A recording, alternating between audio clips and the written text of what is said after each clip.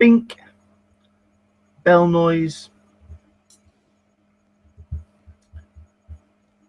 Okay. Speaking of too loud. That wasn't me. I didn't do that. That was me this time. Try some music. Just to kind of welcome people along. Yes, this is our 5-minute countdown. We're running a little bit late, but only a little. And thank you very much indeed to Michael Leventhal and to Craig Linders for sending in some pictures. Michael from sending his recaps of New York Comic-Con 2015, and from Craig Linders for sending in his pictures of the Star Wars The Force Awakens screening, which was organised by Rainbow Comics, where they bought out an entire screening and they had all their friends around for that. So that was rather cool. We are going to be talking about Comic-Con. We are going to be talking about Star Wars. We are going to be talking about 2015 and what we can expect next year. It's the last one. So do please spread the word. Let everyone know that we are now live.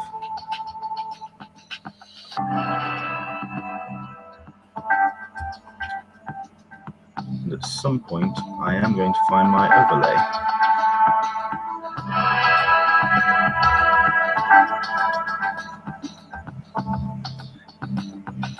Hope everyone is well. We don't have any viewers yet, but then again, we have just gone live. But I'm sure there'll be a couple that will join us.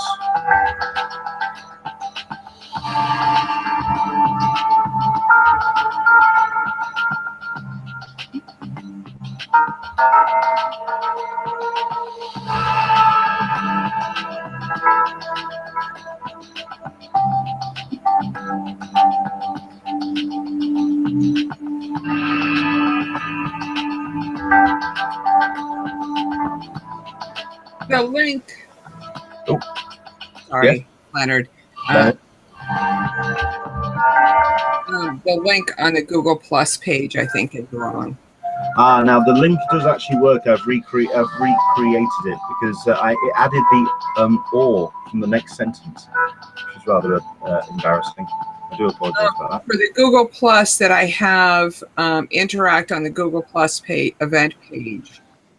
That's what I'm clicking on, and it doesn't seem to. Okay, I have tweeted out a correct link if you want to find that one.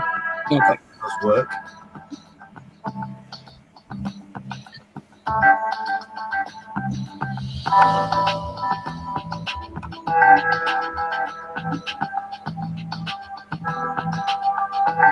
I'm actually trying to find my overlays.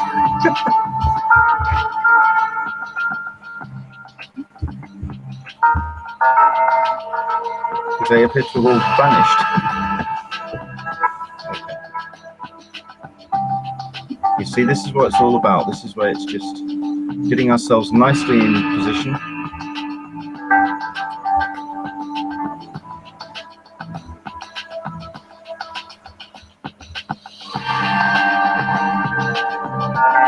And with a minute to go, please, yeah, do spread the word. We are live. A couple of viewers joining us. Hello, welcome along.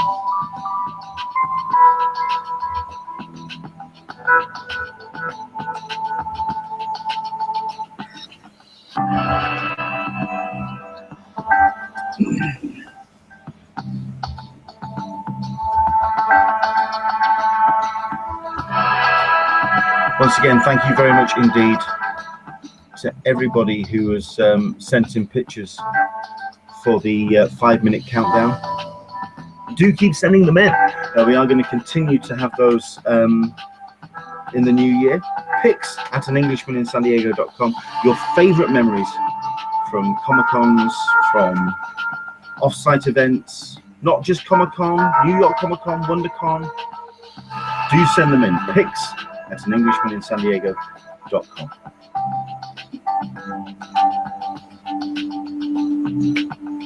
It's nice and jazzy. It is. It's not exactly what I usually have, but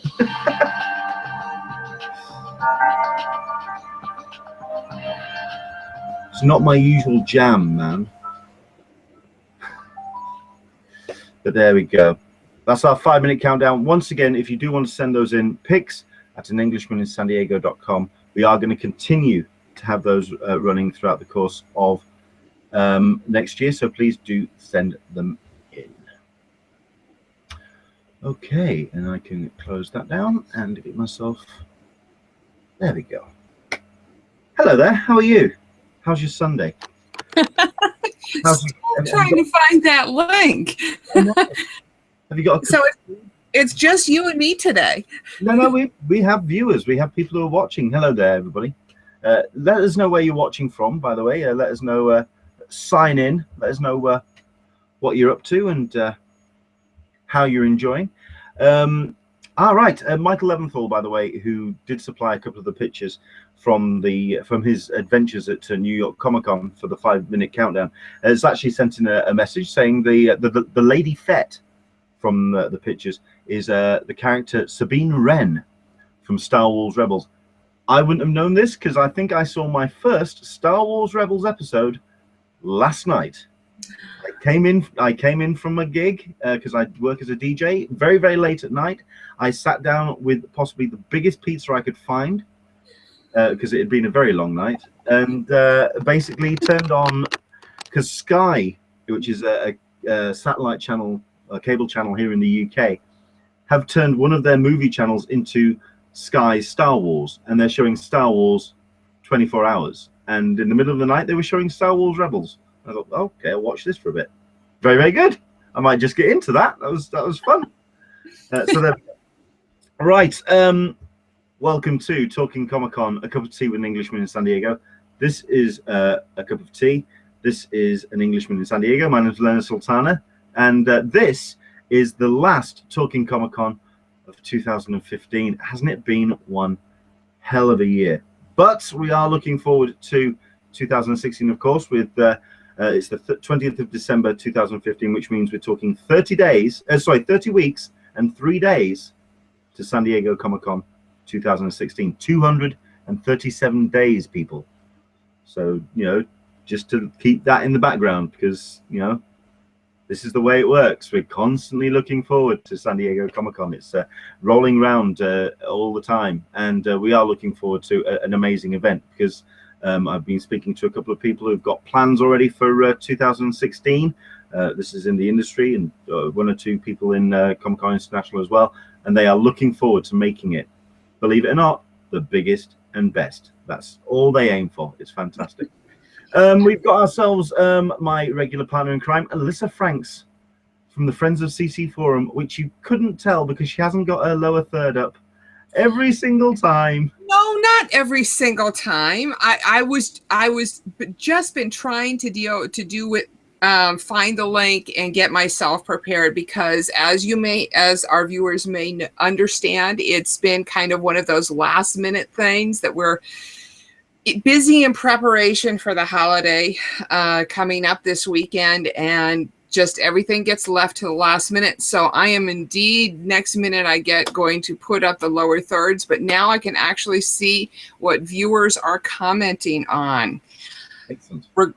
Yes, so that is the big thing. So shall we talk about what I'm looking forward to for San Diego?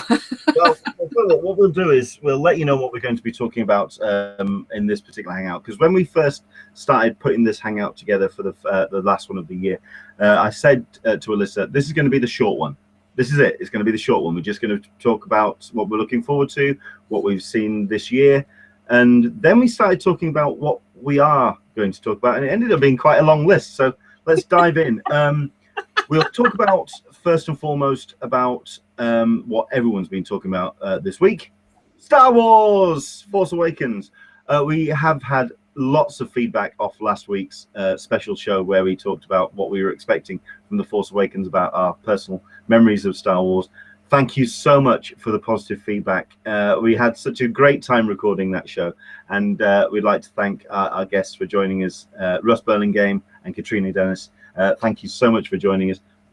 A great time talking about Star Wars, but now, hopefully, you may or may not have seen it, because it's only been a couple of days, but we are talking was it 200 or nearly close to $250 million in weekend sales. So which means plenty of people have seen the thing already. So don't worry, we are going to talk Star Wars, but we are not going to be doing any spoilers. Okay, so we're just going to talk about our impressions of the film. Have you seen the film, Alyssa? I have. Now, And you went to see it with your son, who is not a huge Star Wars fan, to say the least. He was contemplating walking out in the middle of it because, well, this is when we were, yeah, totally. What can you say? He's 16. But this was when we were this is when we were driving to the theater, because my theater is an hour and a half away, a decent theater. We saw it in regular, not in 3D. But he came out engaged. He actually sat through and watched the whole thing. And I think for a lay person who's not that much of a Star Wars fan, that it is a success, in addition to being the huge success it is for Star Wars fans. Sure. I mean, I did a review which I posted on an Englishman in San Diego.com, and pretty much my overriding feeling about it was it felt like a Star Wars film. And that was my primary concern when I heard that J.J. Abrams was going to be directing, because he has very distinct styles. We've seen it with Star Trek. We've seen it with Super 8. He has a very distinct style. And when you kind of see the 6 films, although they have been directed by other people, they have gone through the prism of George Lucas. There's the way that the camera height is at. There's the focal length. There's the colors. Is a very definite style. But you watch this film and it feels like Star Wars, and that's all you can absolutely hope for. Great story, a little bit slight in places, and we have seen some of it before in terms of it being a little bit of a mirror to New Hope. But the great thing about the film, oh no, that's as good. That's as close as good. Okay, if it's going to be that one of those toys where you have the little like, metal rod going over, no, that's as close as it gets. Don't worry. But in terms of the actual film itself, the new characters blend brilliantly with the old ones. It's like you say, it's engaging. It's fun. It's funny. It's got the laughs. The shadow of the threat is absolutely there, although it's in a slightly different vibe. It's definitely Vader 2.0 when it comes to Kylo Ren. I was blown away, and I am going to go see it again after this Hangout. I will probably be seeing it for a second viewing tomorrow. In regular, the 3D, that my local 3D is pretty crappy, so I'm not even going to bother with 3D at all. I will say that with regards to it, and I'm going to kind of go not really spoilery, but I'm going to talk tone of the movie.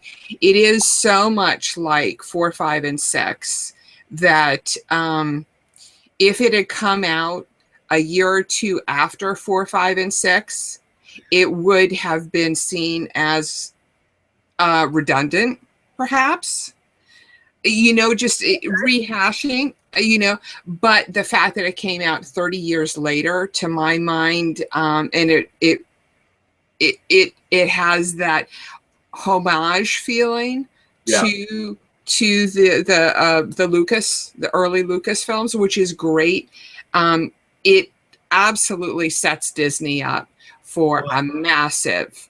I mean, you can see a Star Wars. You can see that they're going to try and do a Star Wars movie every summer for the next 10 years. Yeah, I mean, I spotted that as well, because one thing about the prequel trilogy, I mean, I'm absolutely guaranteeing this was George Lucas's intention.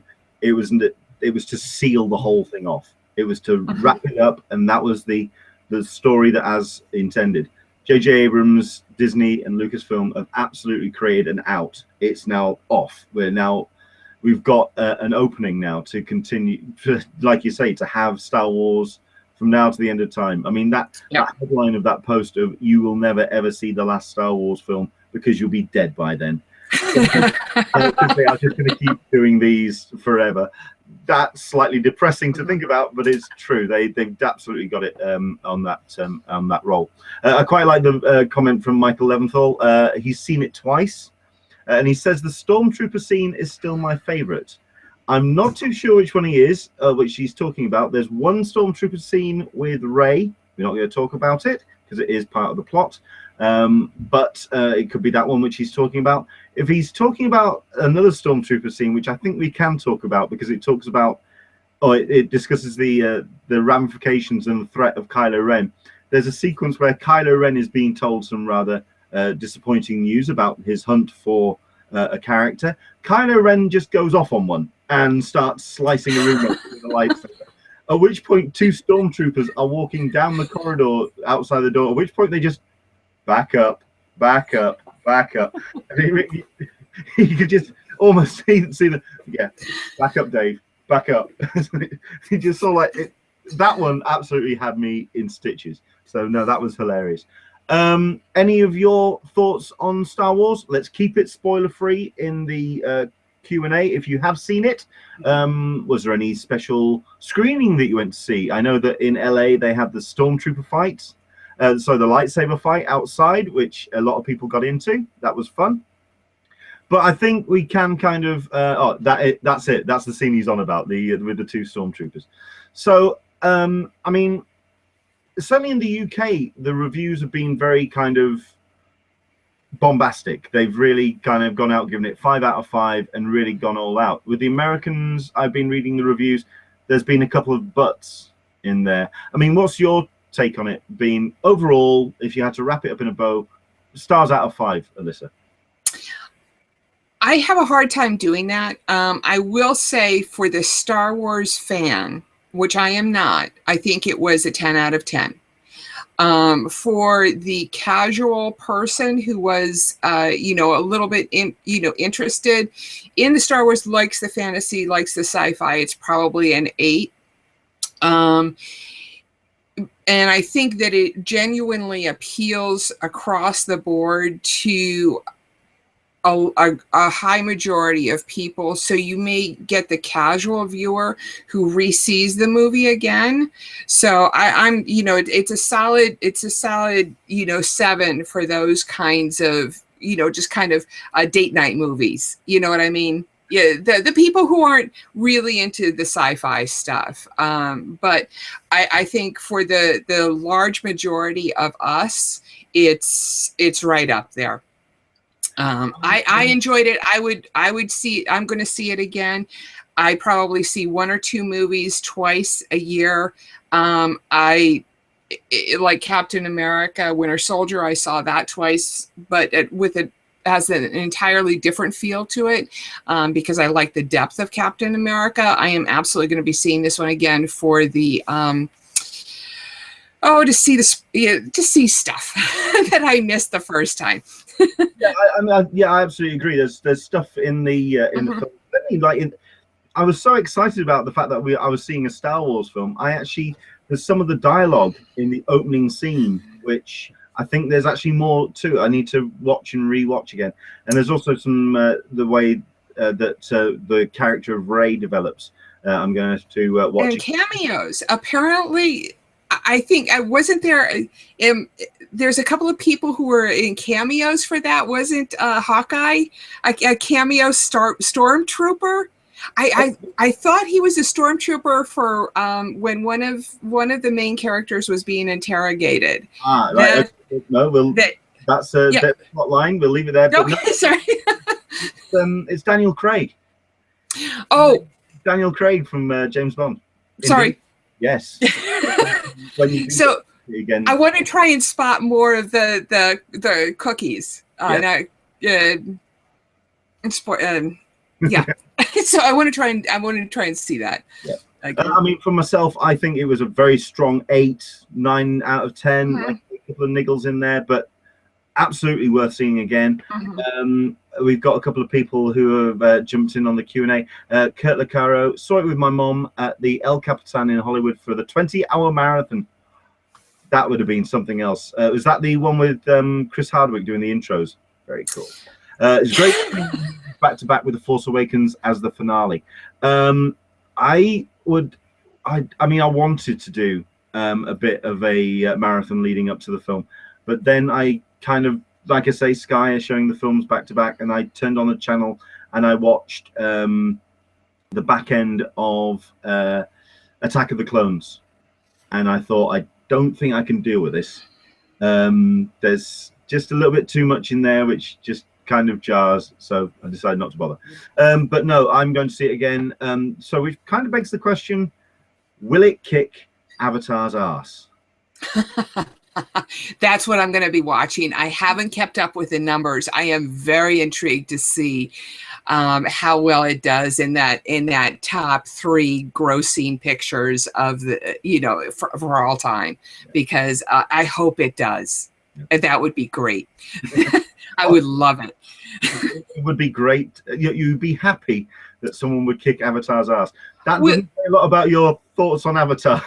No, I love getting it more into the hardcore science fiction, and Star Wars, to my mind, is more sci-fi than Avatar is, which is a little bit more fantasy. Okay. I know it's an odd way of thinking of it, but anything that beats out Titanic, I'm happy with. Fair enough. I'm not. Chick flicks don't do it for me.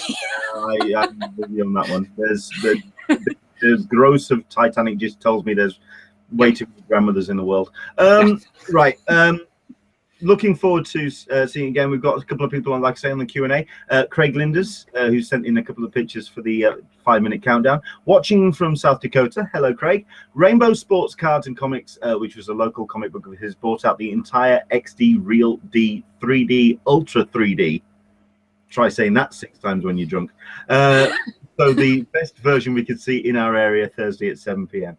Michael Leventhal saw it at the Alamo Draft House, which is somewhere I am absolutely wanting to go one day. In Austin, they gave out a Matt Taylor Mondo print of the Force Awakens opening. Lucky swine. So excellent stuff. Thank you very much indeed for your thoughts. We are going to be doing, or I've arranged, a Star Wars The Force Awakens spoiler-heavy discussion. Okay. We are doing this on Tuesday, which is the 23rd. It's going to be about this same time, about 6 p.m. UK, so about 10 a.m. Pacific, 1 p.m. Eastern.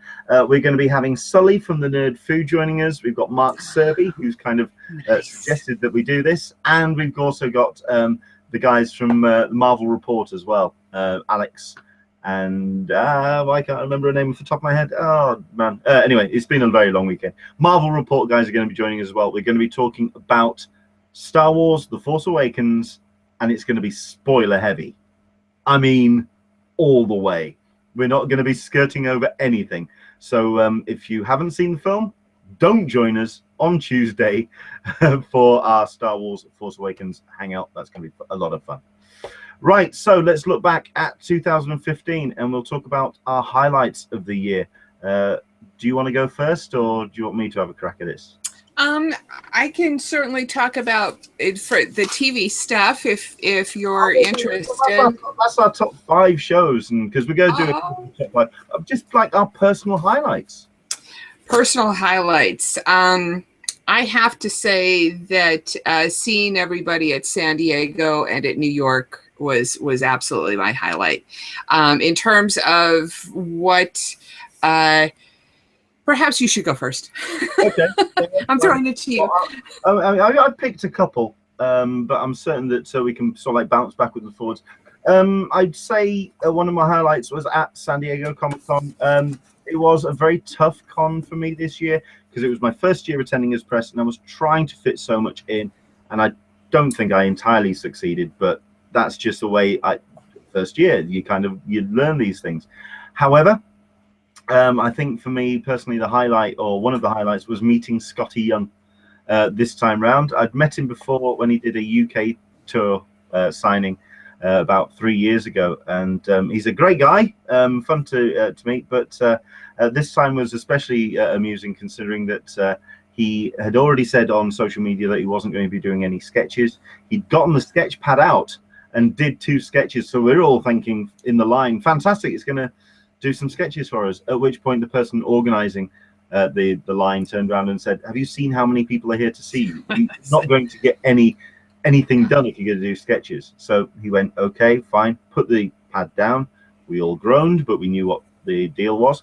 Went up, passed him my pile of books to get signed, because he's a busy boy with all the variant covers. Worked us all the way down, and he got to a Spider-Gwen variant blank, which I said, it's okay, don't worry about it. I think I've got someone who I can get to do a sketch for that, and I don't think you'd have done the sketch which I wanted you to do anyway. At which point he goes, excuse me? I went, yeah, I wanted you to, because you do a lot of baby characters, the Marvel characters and whatever. I wanted you to do a baby you. At which point this almost instant this grin appeared on his face. I went, yeah, I want you to do a baby Scotty Young. And as the words were coming out of my mouth, he did a baby Scotty Young. It's currently in my bedroom. It's hung on the wall. It's framed. Loved it. So meeting Scotty for that was just amazing. We've got ourselves Michael P, who's turned around and said Nerd HQ this year at Comic-Con was amazing. Zachary Levi was brilliant. Very much looking forward to seeing what they've got planned for Nerd HQ for 2016. So highlight for you, Alyssa. Highlight combination of what the forum has done over the course of this past year. I have to say, just the camaraderie where people have pulled together in badge sales and hotel sales. It has really just been amazing to me, which accumulated in the panel where Tony, Crazy for Comic-Con, invited you and I onto the panel. It just was very, very affirming of what I've been trying to do on the forum, and I really appreciate that. In terms of me personally, I have to say, like you meeting a creator, I got to meet Frank Miller at New York Con, and that was wonderful. I never know what to say to these people, and I'm just like, you know, thank you, and I walk away. But that was a huge guy on my get list for many years. So having got that, and I just, if I may, if I may pull this out, I just, UPS delivered this to me today on Sunday. My Daredevil 168 just came in with his signature on it. That I am, this went... Reflection there. Let's see if we can just... Yeah, sorry, just trying to, to get that. 9.6. Nice. And yeah, it you know, probably doubled in value. Like it's ever going to leave my hands? No. You know, just a little bit of sarcasm there, but that's tomorrow is my birthday, so this is like my birthday present to myself. That's the huge thing. On the Q&A now, let's wish Alyssa all the very best for her birthday. Oh, thank you. I have no idea which one it is. I ignore those things. I have for 10 or 15 years now, because it always changes. I can never remember. So that's... I personally think for 26 you look amazing. So oh, thank you. Thank you. So that's my 2015. I mean, I do have to say one little thing about our show. The day, your and my show, the day after San Diego last year was, I think back to that show, and it's just being able to sit in the same room with you. That was fun. If anything, because I was extremely hungover. Yeah. Just a little. Just a little bit. Yeah, I mean, another one of my highlights of this year being the UK attendees meetup. It's still one of the proudest things that I've done in whatever, is the setting up of the SDCC UK attendees. And on the Sunday after, like I say, it's been a very long and arduous Comic-Con. I went out into San Diego and got completely bladdered. Oh, yes. It was obvious. Yeah, to the extent where I lost my SDCC UK attendees hoodie again for the second hat. Oh man, and had. no, it was fun. One thing, there's a blogger that I follow who said one of the reasons why people do things is not because they want people to say, me, I did great. And I'm not saying this well, but the reason why people do things for other people is because they want to be acknowledged. No, people want to do things because they want to help other people, and they want that good feeling that people get. And in the Christmas season, it's about the giving as to all of the other groups that we do. And so huge thanks to everybody who's watching, who's on the forum, who participates. It really gives us the strength to go on. Absolutely. That was actually going to be my my last kind of like highlight, and it has been. It's been these hangouts. I would like to thank so much everybody who watches. If you're a regular viewer, if you're someone who's just started jumping on these as we head towards Comic-Con next year, hopefully we can keep spreading the word, spreading the community, and letting people know that these hangouts are a regular show where we can kind of talk about Comic-Con and what we can see at Comic-Con. I'd like to thank all the guests. I'd like to thank where do we start? Mark Serby. We save it for the end. Mark Serby. Absolutely. Katrina Dennis, Mario Candelaria from a couple of weeks back was a brilliant hangout.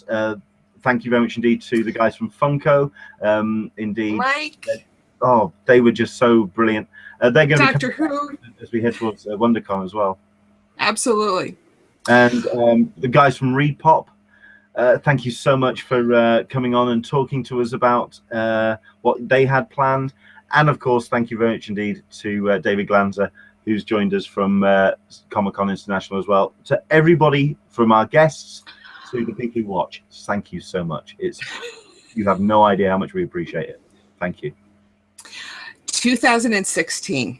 Right. Well, tell you what, we'll before we look forward, let's continue to look back one more time, because we did do this. We're going to do two bits here. A lot of people do top 5 films. We're going to leave that alone. We're going to talk about our own interests. So Alyssa's going to talk her top 5 TV shows of 2015. Certainly. The new shows that came out, actually this year was phenomenal in my opinion for the harder, darker shows. And I don't know what that says social commentary wise, but you have Mr. Robot, 12 Monkeys, Daredevil, Jessica Jones, to my mind, were the top new shows that came out. And you have to put Netflix in there along with the network shows. There's just no two ways about it. The fact that they didn't show up at Comic-Con this year, just the strength of what Netflix have done in 2015 is, let's just hope, because I know that there's a little bit of friction there between CCI and Netflix. Let's hope that gets resolved for next year, because I think a Netflix panel at Comic-Con, yeah, absolutely. It was brilliant at New York Con. And we got to get you over there. That should be your top 16 look forward to. Regardless, a lighter show that I've enjoyed has been Limitless. I love the concept of it. It's a newer concept that people are, and they really seem to be having fun with it and just playing with the idea of it. In terms of previous shows, Blacklist, Walking Dead, Legends are on my top list. What you don't see from me, and perhaps this is more because of who I am, you don't see the Agents of S.H.I.E.L.D. I have to say Agent Carter. I'll add that on to my new shows because I just love Agents of Carter. But you don't see a lot of the lighter shows for me, which is not a slight on them. It's more commentary on me. Okay. So don't take that badly. So what do you think of some of the lighter shows that have come out? Do you like them? I mean, I've been a fan of the ones that you've mentioned. To be honest, I haven't had a great deal of time to catch up a lot on television this year. The ones that I have been watching, kind of have been Blacklist. Watching the Agents of Shield. Agents of Shield has kind of qualified the doubts that people had in that first initial half season when people really did lay into it for character, for tone, for pacing, and that people felt that the show had started but hadn't got started confidently enough. It's not only confidently enough now, it is determining what is happening in the MCU. That's how strong Agents of S.H.I.E.L.D. is at the moment. That says an awful lot about the show and about the showrunners. I know that a lot of people have been laying into a couple of the people that actually make the show as well, certainly in terms of a couple of characters that are on there. Leave them alone. Quite frankly, they deserve every prop for what they've done. I think what it was about Agents of S.H.I.E.L.D. is that it relied too much on people's superpowers and not enough on the writing. And I think that if I've got them all stacked up on my TiVo, so I'm gonna binge them. They'll get watched. So I think if the writing steps up and the plot intrigue steps up, then I'm going to be right back on board. It's absolutely there. It's good. It's absolutely there. Considering we've got character motivations that are happening at the moment, which are just, it's beyond comic book stuff. It's real driving. Very, very impressive. Do you have a top 5? In terms of shows, Mr. Robot, Daredevil, Mr. Robot being number 1. I love it. I love the computer. It's the tech. I am a gearhead 101. There's no doubt about it. Daredevil, 12 Monkeys, Mr. Robot, Walking Dead, 12 Monkeys. I think, and I'll go with my top. Those are my top 3. Okay. Final word. Excellent stuff. Thank you very much indeed for that. Okay, I'm going to go into my top 5 comics then for the year. Right. This has proven a bit difficult because there has been so many good books this year. Considering that in 2014 we were kind of stuck with what the New 52 was doing, and at the beginning of this year as well, we had 2 major events from the Big 2, which did seem very similar and also did kind of overtake everything. But there have been some incredible books this year. So I'm going to start with, I actually happen to have issues of the recent issues of my top 5. So at number 5, I'm going to go with Darth Vader from Star Wars. The Star Wars runs generally from Marvel have been absolutely stunning. But this book is just incredible in that it feels like James Earl Jones speaking. It feels like Vader. The characters are new. There's some new characters in there which are just breathtaking. And if they stay canon, that would be amazing. And hopefully we might even see a couple of them actually in the films or whatever. I think that'd be very cool. I think Kieran Gillen's done an absolutely sterling job on this book, and Darth Vader is my top 5. My top number 4 is actually a book which came out last week, which you've got to understand how difficult that sounds. A 3 to 4 day old book has gone into my top 5 of the year. Exactly. This is Super Zero. By Amanda Connor and Jimmy Palmiotti, and it's from Aftershock Comics, which is a brand new imprint. We spoke to the guys from Aftershock earlier on in the year, but this is brilliant.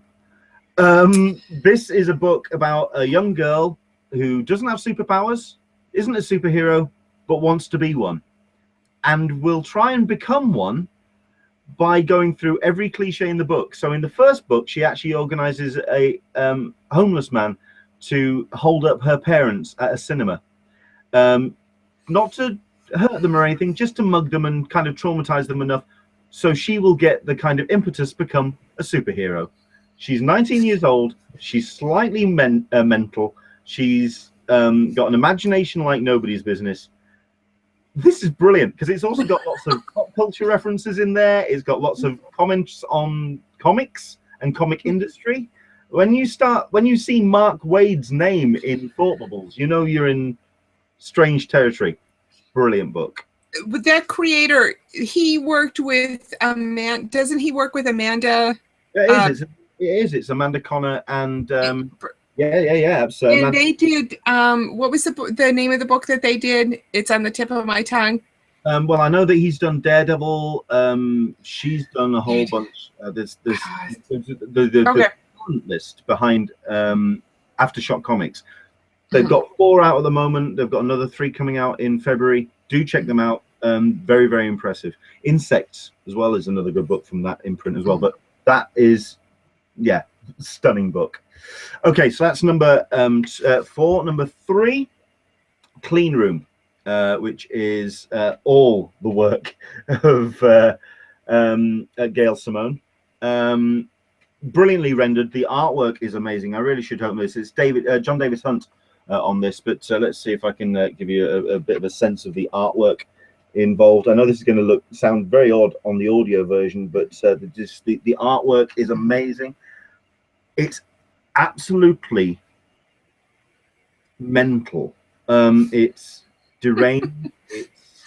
It's infectious in what it's trying to say and do. Gail Simone has basically taken everything that she's done in every other book, from Batgirl, from Sinister Six, from every little thing that you could just sort of like see behind the text, where she could just go, okay, if she actually cut loose, she could just make something utterly unique. She has cut loose with this book. It is an incredible read. Clean Room it's definitely for mature readers, but it's an excellent book. So that's my number 3. Number 2 is Wiccan Divine. It's still there. It's still in my top 5. Kieran Gillen again. We're getting into some really kind of interesting stuff now. This is the issue. I think it's 17. This is the end of the 3rd arc called Commercial Suicide. We're now we've done all the detective work about what was set up in the 1st arc. Now it's time for things to happen. Considering that the life of the characters, they're only gods for 2 years, which means everything's compressed now, and now we're into the final stretch. Apparently there's plans for arcs 4 and 5. They come out around March time, but what's happened certainly in the last arc, Kieran Gillen, Jamie McKelvey, and also all the guest artists involved in the last sort of 8 issues or so have done a sterling job. Wiccan Divine's my number 2. Number 1, I had to make damn sure that I didn't pick up the variant cover because it's got the squares on it. It's Scotty Young, and it's like Fairyland. Being printed on, come out via Image Comics, and with Jean-François Boulier doing the colors. It's all Scotty Young's writing and art putting it together. If you don't know the story, it's about a young girl called Gert who dreams of the fantasy worlds and a little bit like Alice in Wonderland, and wants to be swept away and taken to a magical world, and she is done and then dropped. And basically for about 20 odd years she's trying to get home, which means she's a early 30s, late 20s woman in a 7-year-old body, and she's nuts. She swears, she drinks, she kills people violently, and she just is very, very sick of Fairyland now, hence the title. We're in 3rd issue at the moment, and some big things happen at the back end, and we've got some interesting new characters that show up. At the moment, though, it still stands as my favorite comic of the year. It is just so damn fun. So there you go. That's my top 5 for 2015. Very much looking for all of these and what they're going to get up to next year. So what I'm not seeing is any DC in there. I know. And only one Marvel. I know. Right. Well, Marvel, I think, have done very well. I actually really enjoyed Secret War. I thought as a core title, it was amazing. But I didn't like the fact that they then just took everything else and dumped it into the pile. I thought it was just too much. I thought it was too convoluted. Thank God we're going to be seeing the end of that soon. We've got one more issue of Secret War to come out. So curious to see how that's going to pan out. DC just haven't engaged me at all. I think it's just felt like they just don't know when to stop throwing stuff at the wall to see if it'll stick. And we're now seeing multiple stuff being thrown at the wall and stuff on top of stuff, and everything's just falling off the wall in a sludge. It's just not coherent enough. If anything, that's the one thing Marvel have done. They have created something that's unified, possibly to the wrong extent. With DC, they just haven't got it together. I can't wait to see what they do to kind of improve that next year. But for me, at the moment, they're too far gone. And I think you may need to see a kind of another revamp, but I don't think readers will take that at all. So at the moment, DC really are struggling for me. I've never been a huge DC fan, so I totally, get where you're coming from with regards to that. I've had a hard time with them in the comic form for many years, and I've been much more interested in the Marvel because it always seems as though that there's a bit more vulnerability, and a real life personality in the Marvel people. Yeah, I would have actually liked the opportunity to have included, say, Dark Knight 3, because that I was very much anticipating and looking forward to. But off the strength of the first issue that we've had so far, that's not there yet. So that, I mean, Dark Knight 3, I was hoping was going to make my top 5, and it just wasn't there.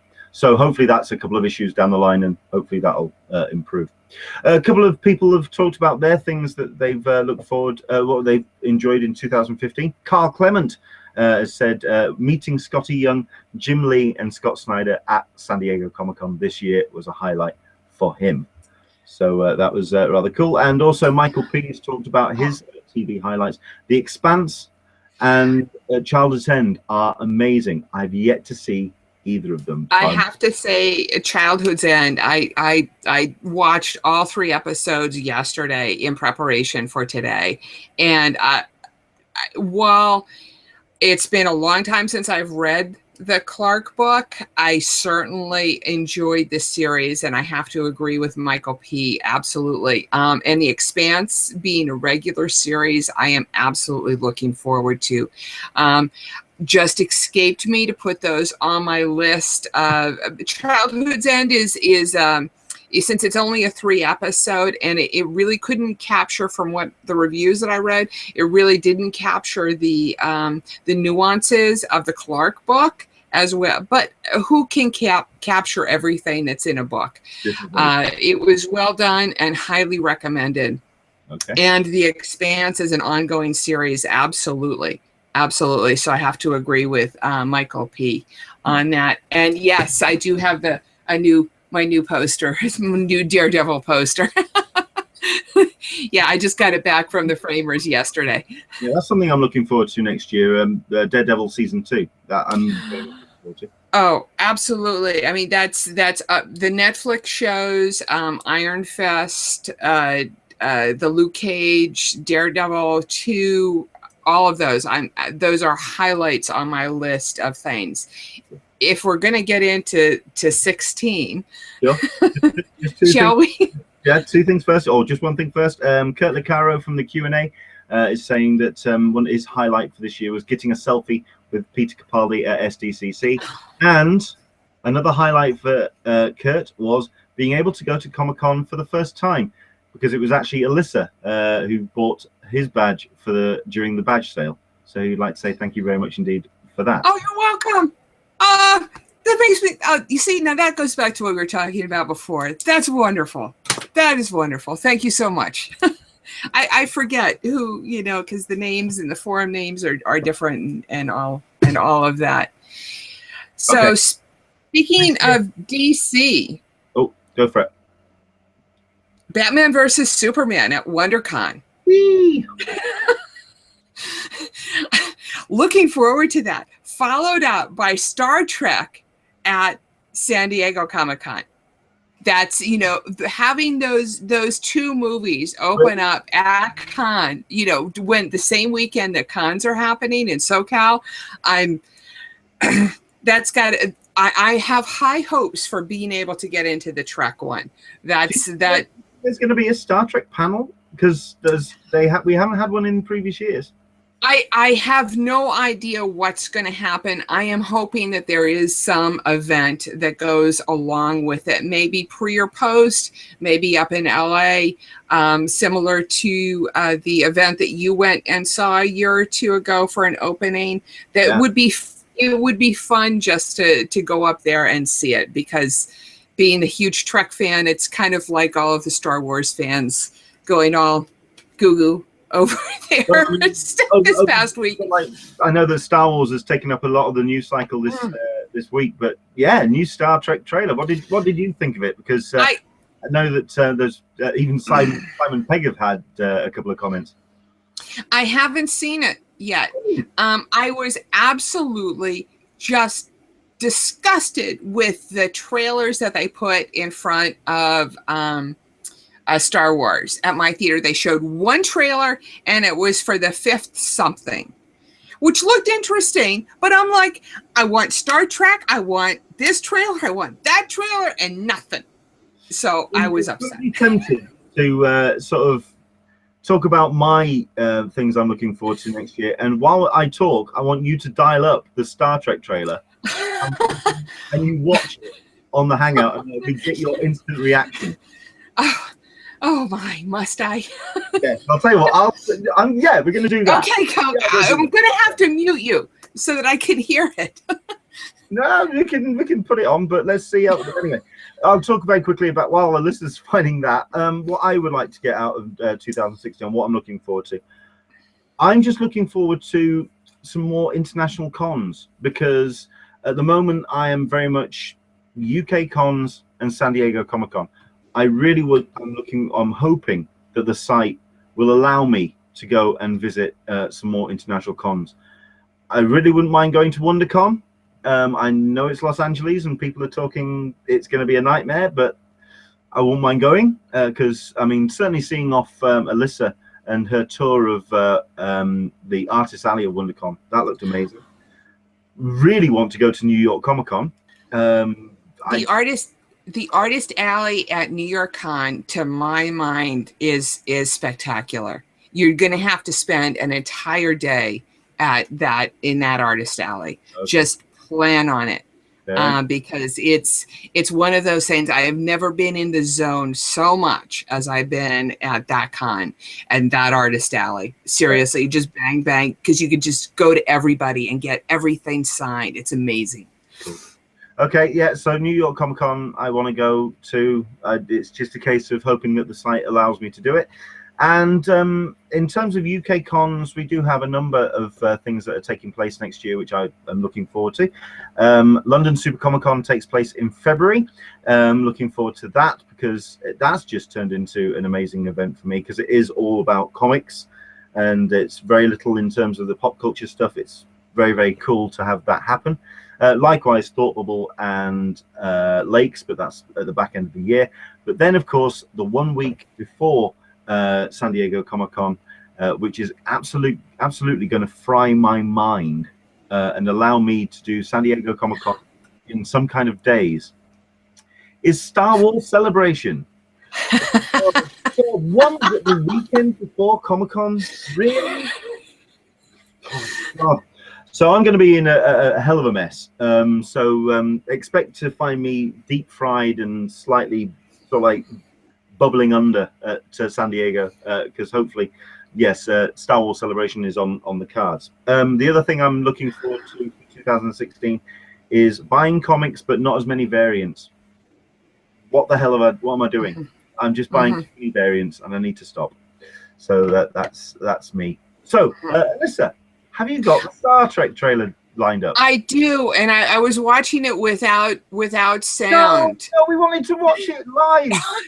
Okay, I'm gonna watch it live. Okay, watch my reaction to it. Okay, Yeah. so I'm not sure how this is all gonna work in terms of the sound of it. I was watching it without sound. No, we wanted to. I know. So hang on one second. I've got to pause this one and do that. Turn off my sound. Do this. Come on then. I know, as a Trek fan, I want to know what your reaction is. So.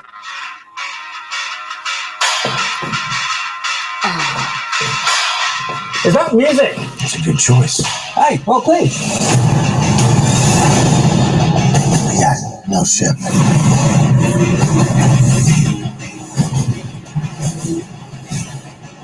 No crew. How are we gonna get out of this one? Of course. Let's find hope in the impossible. He's hanging on the ledge. Well, at least I won't die alone.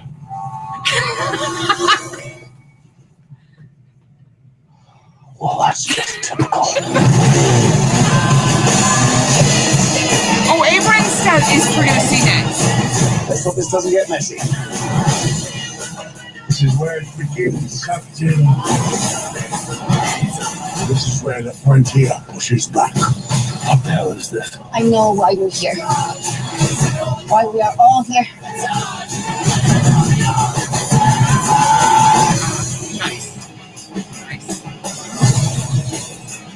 That's great. See, this is why I want to watch it, and thank you so much for letting me watch it right now, because that does look great.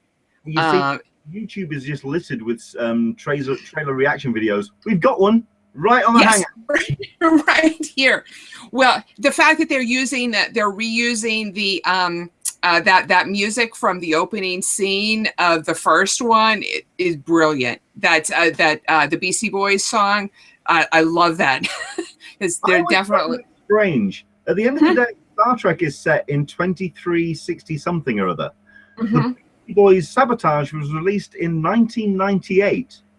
He's listening to classical music. I'm stunned that his mates aren't kicking him about, going, "What are you listening to old stuff for?" Anyway, because the Trek universe is so homogenized, then that they have to go back to hear the rawness of the 90s. That's how's that for a theory off the top of my head? Because I can come up with those. That looks great, and I'm thrilled. I didn't know that JJ was had a part in it too. Yeah, that's great. Producing, and it's Justin Lin who directed Fast and Furious, who's the maker of the film. A couple of people have been a little bit critical that it does seem very kind of planet bound. That you're getting a lot of cycle stunts, and you're getting kind of that kind. It's not so much spaceships flying around kind of thing. No. But at the end of the day, it's just a trailer. We have no idea how it's going to pan out, but it does look very visceral, and yeah, we're up for that. So that's cool. So that's 2016, and that's what we're looking forward to. I have to say one other thing. While I said that I'm looking forward to those two movies, I'm really looking forward to my spring trip, my spring con of C2E2 and WonderCon, and a few days in SoCal. That just being able to do all of that at once without my son is going to be a real nice. Well, I like going to cons which brings up I like going to cons by myself, because you're not hindered by what everybody else wants to do. So when people come on the forum and they lament, "Oh, my buddies aren't going," that's great. So you don't have to go see the the thing that you don't want to go see. Well, I mean, what I would advise anyone, say, for example, if you're going, say, with your significant other, what I would suggest you do is you find one like mine, which doesn't give a crap what I like and just buggers off and does what she wants anyway. Exactly. Yeah, that's fair enough. Okay, we're going to do stocking fillers or any kind of things that you want to kind of suggest in the final couple of days before Christmas. Do you want to do one first? Because we'll do two. We'll do two each, if that's okay. Have you got two? Not good ones. Not as good as the last year because last year we fell just before Loot Crate closed, and Loot Crate closed last night, so you can't. It's too late to do Loot Crate. And yes, I did buy one last night about an hour before they closed because I am really late this year on everything. I don't even have a tree up. Oh my word. Oh yeah, exactly. It's hot topic. That they came through on gifts for people for me this year, which is very cool. I was able to get some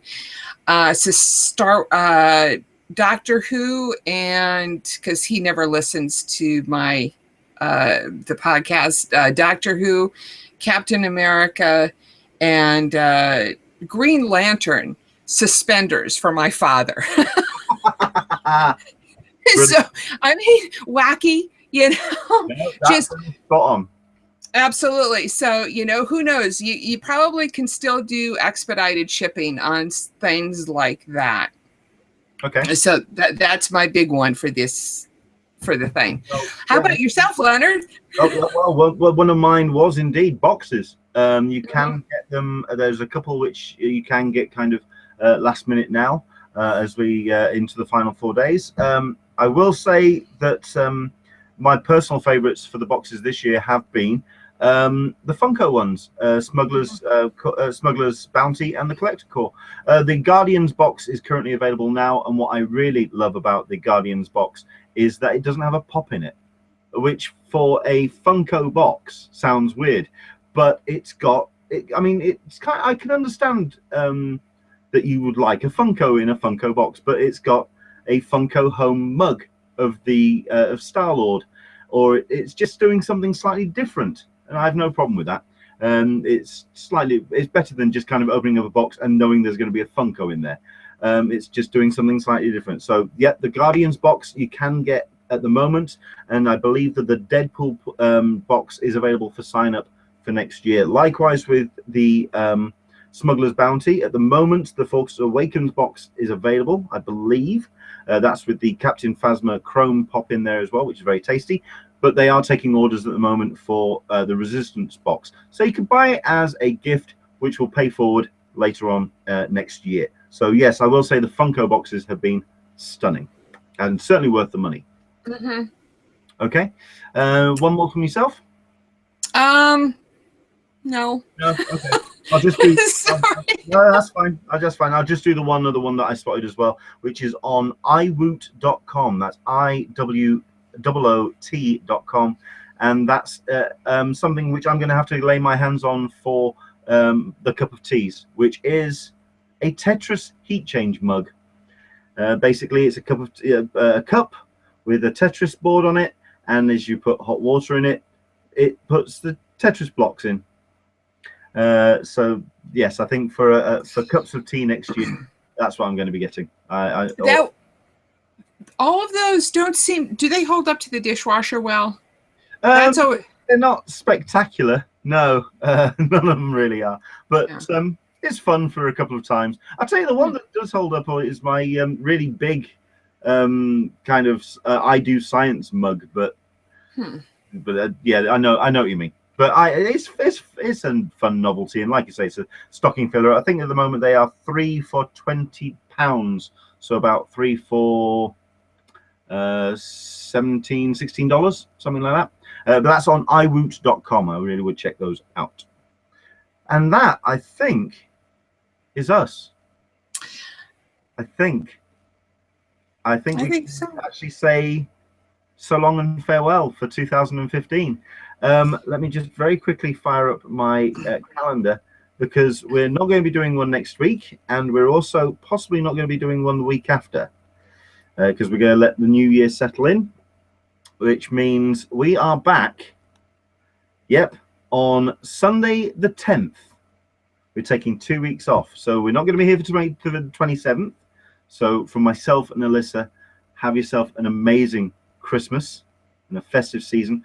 We hope you get everything you deserve in terms not of so much of presents, but just being in the company of the friends and family that you love. That's all I can say, certainly.